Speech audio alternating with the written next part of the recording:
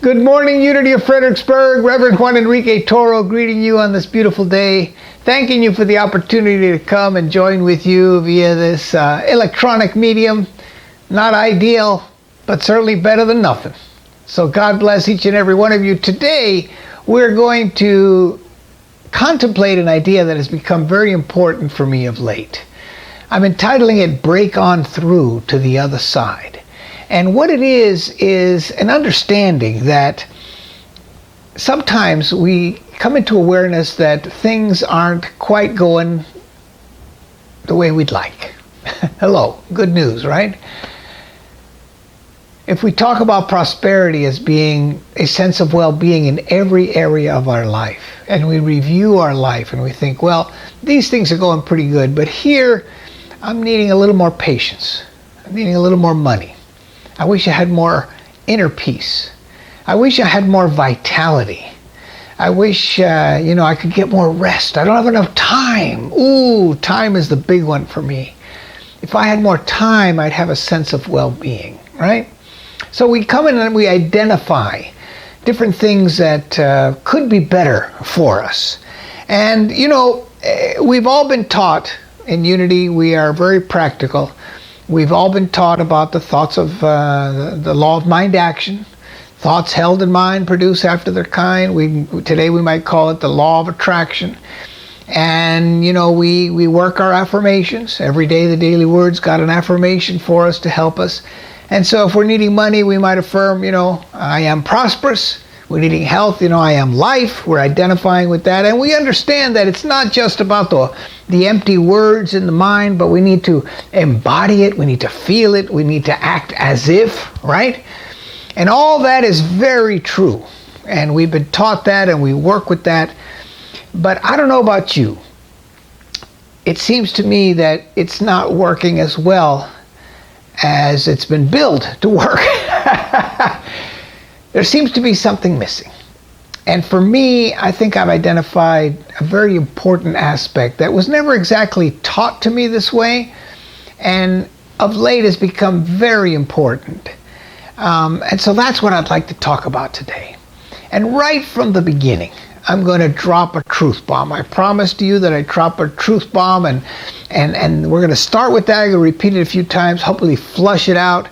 And when people ask you, well, what did they talk about in Unity today? You can say these words. Ready? That which you seek is keeping you from what you already have. Bam. That which you seek is keeping you from what you already have.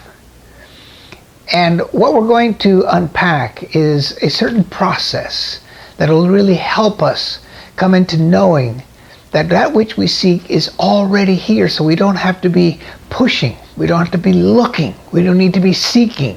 In fact, the more we seek, the more we push, the more we try to affirm, the worse it gets. We're actually pushing things away. So, in this realization, like I say, we might have forgotten that when we are in an affirmation process, in order for us to truly embody it, something first needs to happen. And what needs to happen is that we need to stop the momentum of thoughts that is supporting the limiting belief or feeling. Okay? Because as we affirm, I am prosperous, but inside we haven't quite stopped that thinking of, I don't have enough, then we're working counterproductively. Let's just take the example of money. The thought comes up, I don't have enough to pay the rent for November. Oof, a lot of tension, a lot of anxiety. And so right away we begin, I am prosperous, I am prosperous, I am prosperous. God is my source. I am worthy, I am abundant, life is good. And we start right away with that affirmation. And all that is good. I'm not saying it's not good. But what I am saying is that before we get into the affirmation stage, we need to stop the train of negative thinking. What I'm talking about is the idea that when we have a negative feeling or thought, that automatically, by the law of attraction, will create a momentum will attract to it other thoughts and feelings that are like it. That's why we call it the law of attraction, thoughts, mind, action. So if I'm thinking, I don't have enough money to pay the rent, that's going to bring to it, attract to it, other supporting information and feelings. And this creates momentum. And how do we know that there's momentum created? Because we wake up at 3 in the morning and we have that sweat of anxiety, knowing that we don't have enough money to pay the rent, right? That's the testimony that just things aren't going our way. And so the momentum of negativity has been created. Before, ladies and gentlemen, before we get into the state of affirmation, we need to stop that train of thinking and feeling. That which you seek is keeping you from what you already have, right? So, you're driving your car. If your car were to come any amount of speed, even 30 miles an hour, if you ran into a wall, if you had a sudden stop, boom, it'd be like a crash. It'd be very hurtful to the car and to your person. When we're going to stop the car, the momentum of the car, we try to make it gradual and steady until we stop, right? A harmonious stop. The same thing needs to happen in our thoughts. We need to recognize where we are, and we need to begin to introduce a technique that'll help us stop the mind. But it's not going to happen immediately. We need to work on it until we finally get into what the Buddhists call no mind. What I'm talking about is using our meditation, using our idea of being aware of the present moment, and absolute acceptance of what's going on in our life, so that we get to a point where we can observe the negative thoughts and feelings. Just like clouds passing in the sky. You know, meditation teachers teach us that. They say, any thought that comes into your mind, it's like a cloud passing in the sky. It comes and it goes and it has no effect over you. And what they're talking about is, if you are observing the clouds, then you are not the clouds. You are the observer. You are the witness self of those clouds. We need to assume the witness position of the thoughts and feelings. For example, I don't have money to pay for the rent. Now, we're not talking about changing outer conditions. You still don't have money to pay the rent, but you're looking at it as a thought. And when you can come into the place after some process, some inner work, some meditation, some release, some surrender, some acceptance, and you can observe that and just see it sort of come and go, then you know that the thoughts have stopped and you're ready to start again. I'm in the process of teaching my daughter Nisi. Many of you remember Nisi. She just turned 17, but this last year, during this COVID thing, I've been teaching her to drive. There's a great time to learn how to drive. COVID's not good for a lot of things, but it's really good for people who want to learn how to drive. So Nisi's been learning how to drive, and so when we come to a stop sign, I noticed that she sometimes will glide through, slowly, but glide through the stop sign. I have to teach her, no, you need to stop. You need to feel that, you need to feel that thump, right? Stop. And once you stop, then you can begin again. So, if you want to remember this message, next time you're driving, you come to a stop sign, you observe yourself kind of gliding through, remember, stop. In the same way, you need to stop your thoughts. You need to get into an awareness of the present moment in which you are not attached to any thought, no identification of self, or what I'm calling break on through to the other side of consciousness. Those negative thoughts, they have us trapped in our head. Anxiety, worry. We're reacting constantly to what we believe to be true. When we get into this acceptance, this witness self, suddenly we are beyond that. We've broken through to the other side of consciousness. So what we're talking about today is so important in that it helps us understand that before we even come into the work of affirmations, we need to be free of the momentum that the negativity has created. Okay? This wonderful Bible story. This comes from Matthew. This is 25, 1 through 13. It's the parable of the 10 bridesmaids. Okay? Let me read it to you. Then the kingdom of heaven will be like this. Jesus is talking about the kingdom of heaven. A sense of well-being in every area of our life. That's how I define the kingdom. Okay? Then, the sense of well-being in every area of your life will be like this. Paraphrasing Jesus. 10 bridesmaids took their lamps and went to meet the bridegroom. 5 of them were foolish and 5 were wise. And when the foolish took their lamps, they took no oil with them. But the wise took flasks with oil with their lamps. And as the bridegroom was delayed, all of them became drowsy and slept. But at midnight there was a shout, "Look, here is the bridegroom. Come out to meet him." Then all those bridesmaids got up and trimmed their lamps. The foolish said to the wise, "Give us some of your oil, for our lamps are going out." But the wise replied, "No, there will not be enough for you and for us. You had better go to the dealers and buy some yourselves." And while they went to buy it, the bridegroom came, and those who were ready went with him into the wedding banquet, and the door was shut. Later, the bridesmaids came also, saying, "Lord, Lord, open to us." But he replied, "Truly I tell you, I do not know you. Keep awake, therefore, for you know neither the day nor the hour." Keep awake. You don't even know what day it is. Oh. So, wise bridesmaids, foolish bridesmaids. The wise ones brought extra oil. And the oil is symbolic of the consciousness of this witness self, this presence, this power of now, as Eckhart Tolle calls us, this no-mind state, this kingdom consciousness. They had an extra reserve of that because they knew that they needed that in order to be able to get into the party. The foolish ones weren't even thinking about that. They were totally lost in the world. They had to go back into the world to get more oil. When they went out into the world, they got lost. When they came back, the door was shut.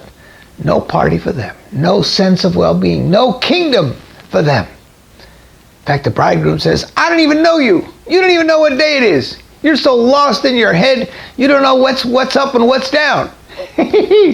So, that which you seek is keeping you from what you already have. The bridesmaids went seeking more oil. They needed more oil. I need more oil. Boom, they went out into the world seeking that. They missed out. The wise ones, they had a reserve. They knew. They got let into the party. So, the other day, some of you know that I work as a wedding officiant. It's one of my ministries. I love doing it. But last weekend, I had a wedding in the morning and then a wedding in the afternoon. The wedding in the morning went late, right? Really late. By the time I got into the car to drive to the second wedding, I realized that I was going to arrive 40 minutes late. Now, you've been married, you've been to a wedding, you know that it's terrible if the minister doesn't show up on time, right? So I get into the car, and I got all this anxiety. Boy, I'm going to be late. Now, something you may not know about me. I was ordained in 1991. I have never been late to a wedding, to a funeral, or to a unity service. I'm really proud of that, right? Really proud. I've never been late to a wedding, a funeral service, or a unity service. Ooh, and here I am, 40 minutes late. A lot of anxiety, questioning, absence of patience, absence of peace, full of anxiety, worry. My whole sense of identification of who I am is being threatened. I'm having a terrible time. Plus, I need to drive through New York City in a very fast way to get to the other side. Now, I told you I've been working with this principle. I understood that if I held on to that idea, I'm late, I'm late, I'm late, I'm late. I shouldn't be late. It's bad being late. The bride's going to hate me. All these thoughts, the caravan of thoughts begin to work. Now I knew that I needed to release them. I needed to accept where I was, and I needed to be able to get into a place to observe them. So I started with the breathing. Just observe the breathing. I'd breathe a little bit, and then of course the thoughts would come back in. Ooh, then I had to fight with myself. Meanwhile, I'm driving fast. I have to stay really aware of what I'm doing. Breathing. Boom, the anxiety comes back. The worry comes back. Boom, breathing. Working at it, working at it, working at it. Every once in a while, a glimmer of peace. And just when I think, I have to call the bride. I have to call the bride and says, look, I'm running 40 minutes late. She says, well, I'm really sorry to hear that, but we can't start without you, so we just got to wait. I'm going, yeah, well, I'm sorry. It's just, it is what it is. So, that was an anxiety producer. Boom, it was breaking into my peace. Then of course I'm driving and breathing. Then the GPS comes on and says, there's a 15-minute slowdown on your route. You're still on the fastest route. I wanted to throw that thing out the window, right? More anxiety. Oh, God, now I got traffic jam. 15-minute more delay. Oh, God. And I'm fighting with myself. I'm not a person who gets late. And then I say to myself, dude, you got to tell yourself the truth. You are a person who arrives late because look at you, you're going to arrive late. Just tell yourself the truth. You are a person who arrives late to a wedding. That's who you are. Oh, accept that part of myself. So I'm doing the very best I can, right? Now, the upside of this was that I got to the wedding. I found parking right in front of the building. Just that is a miracle, okay? But then I go running in. I have to be really centered because I'm doing a wedding. I got to be in the right consciousness, right? First person I see is the mother of the bride. I step up to her and I say, ma'am, I'm so sorry. I just got delayed with another commitment and doing the best I can. She looked at me with a real sense of peace. And she says, I don't know why this happened. We arrived early, you arrived late, but you know what? It is what it is. Let's go in and have a beautiful ceremony. Now, to me, the way she spoke, she wasn't blaming, she wasn't attacking, she was just stating the truth. To me, she was like an angel. She gave me a sense of empathy and compassion, which to me was a tremendous blessing. And I believe that those moments of peace that I managed to create in those 40 minutes of drive helped to manifest that truth for me. In fact, before I left the wedding, after the wedding, I went and said, thank you very much, and I appreciated her. And she said to me, you did a great job with that wedding. She says, I'm doing my renewal of vows with my husband next year. Give me your card. I want to call you to do a renewal of vows. I say, I'll be happy to do your renewal of vows, and I promise I'm not going to be late. Oh. So you see, if I'd been in that car and I said, I have all the time in the world. Patience is mine. I'm at peace. I'm at peace. I'm at peace. I'm looking for peace. I'm seeking the peace. But until I stop the thought of I am not a person who I'm really anxious and worried, until I stop those thoughts, I'm not going to be able to get to I am peace. And again, a full stop. And here's the magic sauce. Here's the secret. The secret is if you stop those thoughts, then the rest comes automatically. I don't even have to get into an affirmation mode. in my process, I never got to affirmation. Because I didn't feel that I really had a sense of, I don't feel I had successfully stopped those thoughts. So I didn't even think about going to affirmation. I just wanted to stop those. I wanted to observe them as clouds, did the best I could, okay? Had a little testimony that says something happened. It was really interesting. But Jesus said, seek ye first the kingdom, and the rest shall be added. And that's what this points to. You stop those thoughts. That which you seek is keeping you from what you already have. You see, I already had the peace of God. I already had all the patience. I could accept my weakness, my error, my tardiness. If I can come to fully accept that, then the peace of God that is already there flourishes. It's a beautiful thing. Jesus says, I have overcome the world. That's what he's talking about. Buddha said, I have crossed from the river to the other side. The Course in Miracles talks about the bridge. Jim Morrison, the Doors, break on through to the other side. The beginning of that song, day destroys the night. Night divides the day. You try to run. You try to hide. Break on through to the other side.